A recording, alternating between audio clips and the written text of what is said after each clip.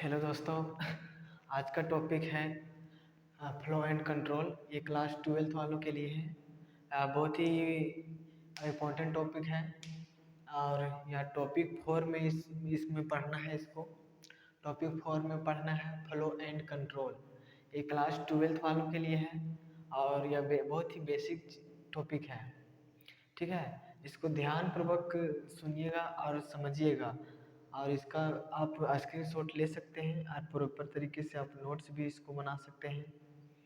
ये computer science class 12th वालों के लिए है जो जैक बोर्ड सब उन लोग को C++ लैंग्वेज पढ़ना पड़ता है और यह बहुत ही अच्छे तरीके से इसको मैं अभी समझाऊंगा और मैं आशा करता हूँ कि तो आप लोगों को अच्छी तरह से समझ में आ जाएगा। ठीक है, और आज का टॉपिक है flow and control. Class 12th वालों के लिए है। ये C++ लैंग्वेज का टॉपिक 4 में पढ़ना है। क्या क्या पढ़ना है? Flow and control. फ्लो और कंट्रोल क्या होता है, इसकी डिफिनेशन जानेंगे, टाइप्स जानेंगे और टाइप्स के कुछ डिफिनेशन उसके एग्जाम्पल के साथ अभी हम बताएंगे। ठीक है, सबसे पहले ये क्लास 12th वालों के लिए है। इसमें पढ़ना है flow and control. Flow and control क्या होता है? फ्लो कहने का मतलब होता है फ्लो फ्लो मतलब होता है बहना एंड कंट्रोल यानी कि बहाव को नियंत्रित करना। यानी कि कोई भी चीज़ या कोई भी वस्तु या फिर कोई भी प्रोसेसर अपनी जगह से दूसरी जगह पे प्रोसेस करता है यानी कि वो पे मूव करते रहता है, उसी को फ्लो कहते हैं। अपने काम को कंटिन्यू रखता है, उसी को फ्लो कहते हैं। ठीक है, और कंट्रोल उससे कहते हैं जो अपने कामों में कंटिन्यू रखता हो और कंटिन्यू जब वो रहता हो और उसको हम कंट्रोल करते हैं यानी कि उसको रोकते हैं। उसको बीच में उसके काम कंटिन्यू वर्किंग के काम के बीच को रोकना ही कंट्रोल कहलाता है। ठीक है, फ्लो एंड कंट्रोल समझ में आ गया कि फ्लो यानी कि बहना, कि कोई भी चीज़ या वस्तु या कोई भी प्रोसेसर कंटिन्यू वर्किंग करना फ्लो कहलाता है और उसको रोकना कंट्रोल कहलाता है। ठीक है, सबसे पहले हम इस टॉपिक को जानेंगे कि इस टॉपिक में क्या पढ़ना है। इसमें बोल रहा है कि in this we will read about how to flow the statement and there controlling. इसमें बोल रहा है कि हम इस टॉपिक में हम लोग यह पढ़ेंगे कि ये कैसे स्टेटमेंट को कंट्रोल किया जाता है, कैसे माने बहते हुए स्टेटमेंट को यानी कि प्रोसेसिंग स्टेटमेंट को हम कैसे उसको रोकेंगे, कैसे कंट्रोल करेंगे। ठीक है, इन C++ इसमें बोल रहा है in C++ the message which is used for display the result in program is known as statement. इसमें बोल रहा है कि इन C++ लैंग्वेज में मैसेज को यानी कि यूज करके यानी मैसेज को डिस्प्ले जब हम करते हैं अपने प्रोग्राम के द्वारा, ठीक है, और उसको कंट्रोल करते हैं, उसी को हम क्या कहने का मतलब कि in C++ the message which is used, जिसका प्रयोग यानी कि डिस्प्ले आउटपुट के लिए किया जाता हो अपने प्रोग्राम को और फिर स्टेटमेंट को उसमें दिखाया जाता हो। ठीक है, उसी को स्टेटमेंट कहते हैं। सबसे पहले हम यहाँ जानेंगे कि टाइप्स ऑफ स्टेटमेंट के प्रकार। ठीक है, स्टेटमेंट का प्रकार, तो स्टेटमेंट के कितने प्रकार होते हैं? 3 होता है। ठीक है, टाइप्स के 3 प्रकार होते हैं। टाइप्स ऑफ स्टेटमेंट 3 प्रकार। सबसे पहले में आ जाता है सिलेक्शन स्टेटमेंट, उसके बाद दूसरा में इटरेशन स्टेटमेंट, उसके बाद जंपिंग स्टेटमेंट। ठीक है, और ये तीनों जो है ये बहुत ही इसको ध्यानपूर्वक समझिएगा। जब तक इसको समझ नहीं पाइएगा तब तक याद नहीं होगा, अगर यदि नहीं समझ पाइएगा तो फिर बाद में भूल जाइएगा। ठीक है, इसलिए ऐसे तरीके से समझिए, इस टाइप से समझिए कि ताकि है अपने दैनिक जीवन में याद रहे, कभी ना भूलें। ठीक है, सबसे पहले बात है कि फ्लो एंड कंट्रोल का डेफिनेशन हमने बता दिया और टाइप्स ऑफ स्टेटमेंट के डिफिनेशन में भी मैंने बताया कि in C++ the message which is used for display the result in program is known as statement. ठीक है, टाइप्स ऑफ स्टेटमेंट तीन प्रकार होता है, selection statement, iteration statement, jumping statement, ठीक है। और पहला में आ जाता है सिलेक्शन स्टेटमेंट। सिलेक्शन स्टेटमेंट क्या होता है? सबसे पहले हम यह जानते हैं कि इस स्टेटमेंट के बारे में। स्टेटमेंट वहाँ जो अपने रिजल्ट को, अपने काम, कंटिन्यू वर्किंग को, रिजल्ट को दिखाता हो, स्टेटमेंट है। सिलेक्शन, सिलेक्शन मतलब सेलेक्ट करना, किसी भी कंटिन्यू वर्किंग को सिलेक्ट करके उसको दिखाना, ठीक है। Selection statement which is used for display the result depending upon condition is known as selection statement. Selection statement वह स्टेटमेंट जो अपने कंडीशन पर निर्भर करके डिस्प्ले करता हो, अपने कंडीशन पर निर्भर होकर अपना डिस्प्ले करता हो, अपना आउटपुट देता हो, उसी को हम सिलेक्शन स्टेटमेंट कहते हैं, ठीक है।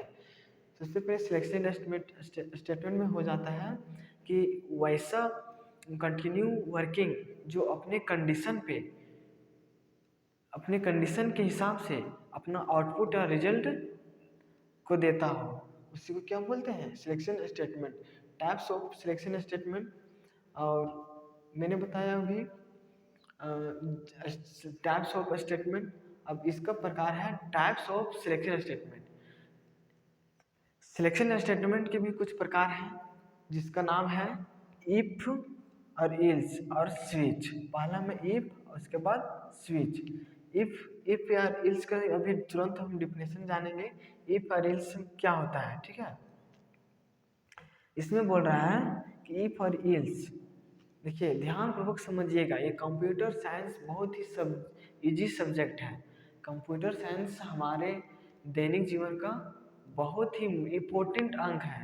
आज के दौर में हम बिना डिजिटल के जीवन यापन करना संभव नहीं है। आजकल तो देख लीजिएगा बहुत ही डिजिटल लाइफ हो गया है, जिससे हम बिना कंप्यूटर को जाने उसे ऑपरेट नहीं कर सकते हैं, ना ही उससे कुछ काम कर सकते हैं। इसलिए अपने जीवन को सरल बनाने के लिए कंप्यूटर का उपयोग करते हैं। सबसे पहली बात है कि कंप्यूटर को जानना तो बहुत अच्छा से पड़ता है, ठीक है। और कंप्यूटर साइंस बहुत ही इजी सब्जेक्ट है, और उसके कुछ जब तक छोटी छोटी चीज़ को हम नहीं सब नहीं जानेंगे तो फिर कैसे बना पाएंगे, ठीक है। इसलिए समझना इसको ध्यान से। इसमें बोल रहा है कि types of selection statement. Types of selection statement क्या है? इसमें कितने प्रकार होता है? सबसे पहले कि सिलेक्शन स्टेटमेंट के दो प्रकार हैं, इफ और इल्स। इफ इल्स ये दोनों सेम है, इसमें इसी में आएगा, ठीक है। दूसरा में स्विच। उसके बाद इफ और इल्स का डिफिनेशन हो जाता है यहाँ पे। जैसे इफ और इल्स क्या है, यानी कि इफ या इल्स है सो सिलेक्शन स्टेटमेंट का प्रकार है। इसका डिफिनेशन होगा कि we can write the condition in if, यानी कि हम लोग लिख सकते हैं कंडीशन में, देन तभी the if condition will be true, then if statement will be display, but when if condition will be false, then else statement will be false be displayed। if और else कब condition पे लगेगा? कौन सा condition में? जब हमारा statement true रहेगा। जब हमारा स्टेटमेंट ट्रू रहेगा तब इफ का काम है कि जब स्टेटमेंट हमारा ट्रू है वहाँ पे इफ का कंडीशन होगा। जब हमारा स्टेटमेंट गलत रहेगा तो वहाँ पे इल्स का कंडीशन रहेगा, ठीक है। जब हमारा स्टेटमेंट ट्रू रहेगा तो इफ का कंडीशन, जब हमारा स्टेटमेंट फॉल्स रहेगा तो वहाँ पे इल्स का कंडीशन, ठीक है। इससे आगे चलते हैं। इसका सिंटैक्स क्या होता है, इसका सिंटैक्स कैसे हम बनाएंगे, अभी जस्ट इसके तुरंत अभी मैं इसका सिंटैक्स बताऊंगा, उसके बाद स्विच, ठीक है। तब तक आप इसका आप स्क्रीनशॉट कर सकते हैं।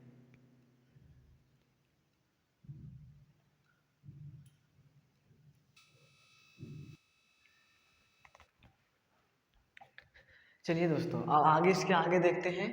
इसका इफ और एल्स का डिफिनेशन बताए थे कि इफ और एल्स का कंडीशन कहाँ पे लगेगा। इफ का कंडीशन वहाँ होता है जहाँ पे ट्रू होता है, और एल्स का कंडीशन वहाँ होता है जहाँ पे फॉल्स होता है। ठीक है, तो इसके कुछ सिंटैक्स हैं, सिंटैक्स को समझिएगा, और सिंटैक्स को जब तक नहीं समझिएगा तब तक हम प्रोग्राम को लिख नहीं सकते हैं। सिंटैक्स ही प्रोग्राम को लिखने में मदद करता है। एक तरह से समझिए कि सिंटैक्स एक फार्मूला होता है। सिंटैक्स जिसको हम बोलते हैं आधार, जिसको हम बोलते हैं आधार। ठीक, ये आधार को जब तक नहीं समझिएगा तब तक आप है सो इसको प्रोग्राम को लिख नहीं सकते हैं। ठीक है, इफ और एल्स का कंडीशन कहाँ लगेगा, इस सिंटैक्स के मुताबिक आप समझ जाइएगा। ठीक है, सिंटैक्स सबसे पहले सिंटैक्स में यहाँ पे बोल रहा है इफ, यहाँ पे कंडीशन होगा, और ये इसमें ओपन ब्रैकेट होगा, फिर स्टेटमेंट यहाँ पे होगा, फिर क्लोज ब्रैकेट, फिर एल्स, एल्स फिर लगेगा, उसके बाद फिर ओपन ब्रैकेट, फिर स्टेटमेंट, फिर यहाँ पे क्लोज। ठीक है, अब यहाँ पे ये सिंटैक्स रहा इसका, ये इसका सिंटैक्स रहा, ये इसका सिंटैक्स है। ठीक है, अब इसका ये वाला है सो एग्जाम्पल है। अब देखिए इसको गौर से, ये इसका क्या है, एग्जाम्पल है। एग्जाम्पल से आप समझिएगा कि इसमें बोल रहा है फाइंड द आउटपुट, आउटपुट निकालना है यहाँ पे। तो सबसे पहले इंटीजर लेंगे, इंटीजर में ये बराबर 30 मैंने लिया, यहाँ पे सेमीकोलन लगाया, उसके बाद इफ लिया, इफ यहाँ पे कंडीशन है, यहाँ पे इफ है, और यहाँ पे क्या है कंडीशन, कंडीशन है यहाँ पे। ठीक है, उसका ये कंडीशन क्या बोल रहा है कि ये इसे इधर बराबर इसमें इंडिकेट कर रहा है कि 20 ये है से 20 से क्या है ग्रेटर दैन है। यहाँ एक कंडीशन बोल रहा है, यहाँ पे एक कंडीशन बोल रहा है कि ये किससे बड़ा है, 20 से। ये का वैल्यू 30 है, एक वैल्यू 30 दिया हुआ है, तो ये यहाँ पे कंडीशन क्या है कि 20 से इससे बड़ा यहाँ पे ग्रेटर दैन इसमें कंडीशन बोल रहा है। ठीक है, अगर यदि इसका कंडीशन सही रहेगा तो हैप्पी हैप्पी इसका रिजल्ट आएगा। अगर इसका कंडीशन गलत रहेगा एल्स में, तो इसका कंडीशन क्या आएगा, आउटपुट में वेलकम, वेलकम आएगा। ठीक है, तो इसमें तो कंडीशन यहाँ पे इफ में सही हो रहा है कि इसमें a बराबर 30 इसमें मान दिया तो ये 20 से बड़ा है। ठीक है, ग्रेटर देन है, तो यहाँ पे आउटपुट में क्या आएगा इसका, इसका आउटपुट आएगा, आउटपुट में इसका आएगा हैप्पी, इसका हैप्पी इसका आंसर आएगा। ठीक है, ये समझ में आ गया कि ये इफ और एल्स का कंडीशन, इफ का कंडीशन वहाँ होता है जहाँ ट्रू होता है, इफ एल्स का कंडीशन वहाँ होता है जहाँ पे फॉल्स होता है। तो ये कंडीशन यहाँ पे सही कंडीशन बोल रहा है ये बराबर 30 है, तो कंडीशन इसमें क्या बोल रहा है कि 20 ये से छोटा, यानी कि सॉरी मतलब ये बड़ा होना चाहिए किससे, ये ग्रेटर दैन 20 से। ठीक है, तो इसका आउटपुट कितना आएगा, हैप्पी। जस्ट अगर यदि इसी का उल्टा हम कर देंगे, इसका एल्स वाला विल करना पड़ेगा। मान के चलिए यहाँ हम लिख दिए 10। ठीक है, ये बराबर 10, तो यहाँ पर कंडीशन में बोल रहा है, अब ये तो इसमें बोल रहा है कि यहाँ पे 10। ठीक है, ये कंडीशन में बोल रहा है कि ये इक्वल 10 है, और इसमें बोल रहा है कि ये ग्रेटर दैन 10, यानी कि एक का मान यहाँ पर एक का मान यहाँ पे 30 ही रहने देते हैं, 30 यहाँ पे 30। ठीक है, इसमें बोल रहा है कि ये ग्रेटर दैन 10, ये का मान यहाँ पे 30 है। अब यहाँ पे पुट करके देखिए 30, यहाँ पे देखिए यहाँ 30 बड़ा है कि 10 बड़ा है, यहाँ पे 30 बड़ा है 10 छोटा है। ठीक है, तो यहाँ पे कंडीशन क्या बोल रहा है कि ये ग्रेटर दैन 10। ठीक है, तो यहाँ पे यहाँ तो ये का मान 30 है। ठीक है, तो ये गलत हो गया, तो इसका स्टेटमेंट क्या आएगा इल्स में, इसका स्टेटमेंट आउटपुट में आएगा, आउटपुट में इसका स्टेटमेंट आएगा वेलकम, वेलकम। ठीक है, वेलकम आएगा, ये वाला स्टेटमेंट आएगा इल्स का। ठीक है, इसी तरह से स्टेटमेंट को समझना पड़ेगा। इस सिंटेक्स है, इस सिंटेक्स को समझ जाइएगा तो अपने आप ये वाला प्रोग्राम को खुद ब खुद लिख सकते हैं। ठीक है, ये रहा फॉलो और कंट्रोल का सिलेक्शन स्टेटमेंट का पहला इफ और एल्स। अब इसका सेकंड में चलते हैं स्विच। स्विच क्या होता है, उसका डिफिनेशन बताएंगे, सिंटेक्स और एग्जाम्पल। ठीक है, तब तक बने रहिएगा हमारे वीडियो में। और इसका आप समझ गए होंगे तो आप इसका स्क्रीनशॉट करके आप नोट्स प्रॉपर तरीके से बना सकते हैं। ठीक है, तब तक इसका आप लिखिए।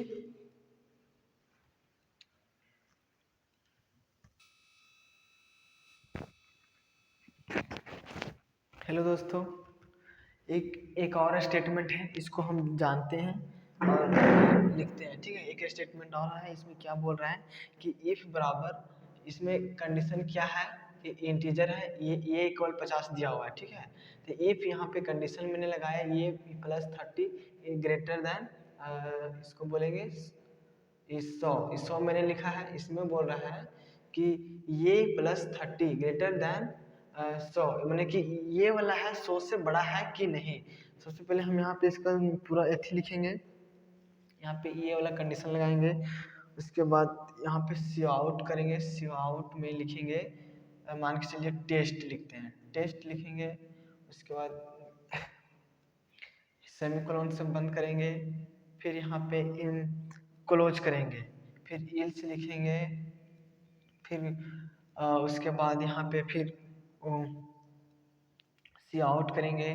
सी आउट में फिर यहाँ पे हम मान के चलिए एग्ज़ाम लिखेंगे। ठीक है, एग्ज़ाम लिखेंगे, उसके बाद बस सेमीकोलन से बंद कर देंगे। ठीक है, उसके बाद फिर है सो यहाँ पे क्लोज कर देंगे। ठीक, और इसमें क्या बोल रहा है कि देखना है, यहाँ पर समझना है। इसमें बोल रहा है कि ये +30 ग्रेटर देन 100, इसमें यानी कि पहले यहाँ पे रफ में देखिए, रफ में यहाँ पे देखिए कि ये +30 ग्रेटर देन, यानी कि ये के मान यहाँ पे 50 लेंगे +30 लेंगे।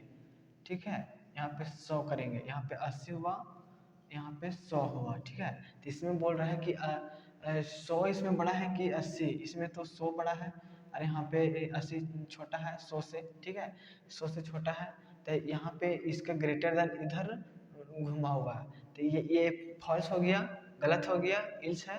तो इसका आउटपुट क्या आएगा, इस यहाँ पे इल्स में, इल्स क्या बताता है, जहाँ पे गलत होगा वहाँ पे इल्स का कंडीशन, जहाँ पे ट्रू होगा वहाँ पे इफ का कंडीशन। ठीक है, तो ये कंडीशन मेरा गलत हो गया, ये वाला कंडीशन कि ये +30, ये +30 ग्रेटर देन 100, यहाँ पे 80 आ जाता है, यहाँ पे 100 आ जाता है, तो ये मेरा कंडीशन गलत है कि 100 से छोटा है 80।